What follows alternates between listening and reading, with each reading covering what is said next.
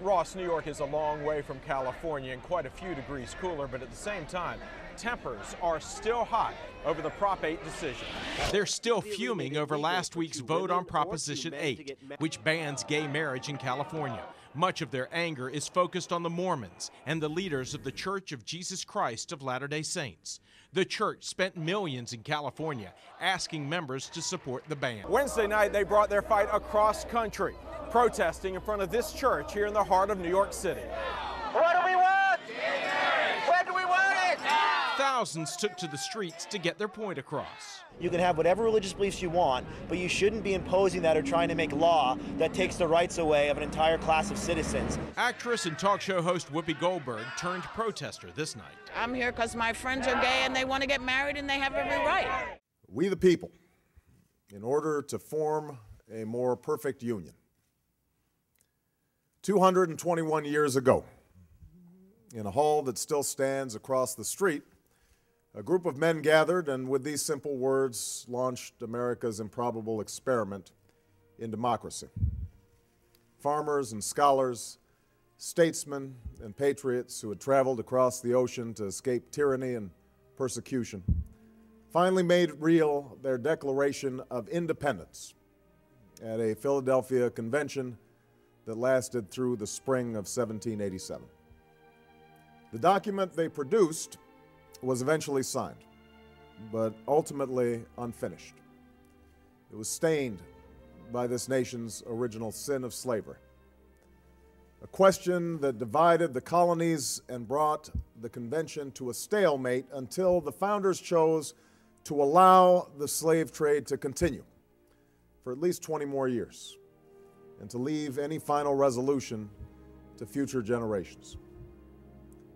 Of course, the answer to the slavery question was already embedded within our Constitution, a Constitution that had at its very core the ideal of equal citizenship under the law, a Constitution that promised its people liberty and justice, and a union that could be and should be perfected over time.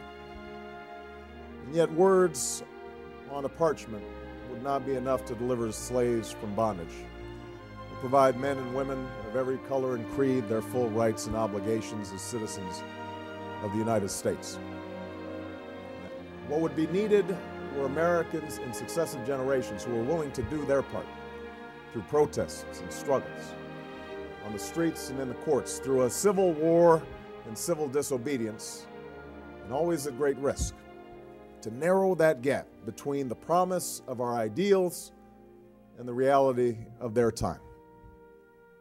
This was one of the tasks we set forth at the beginning of this presidential campaign, to continue the long march of those who came before us, a march for a more just, more equal, more free, more caring, and more prosperous America. If there is anyone out there who still doubts that America is a place where all things are possible, who still wonders if the dream of our founders is alive in our time, who still questions the power of our democracy, tonight is your answer.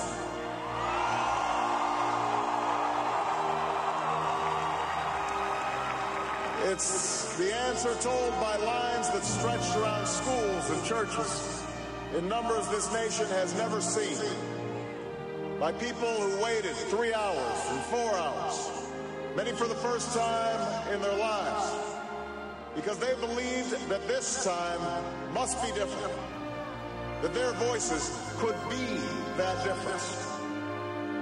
It's the answer spoken by young and old, rich and poor, Democrat and Republican, black, white, Hispanic, Asian, Native American, gay, straight, disabled and not disabled, Americans who sent a message to the world that we have never been just a collection of individuals or a collection of red states and blue states. We are and always will be the United States of America.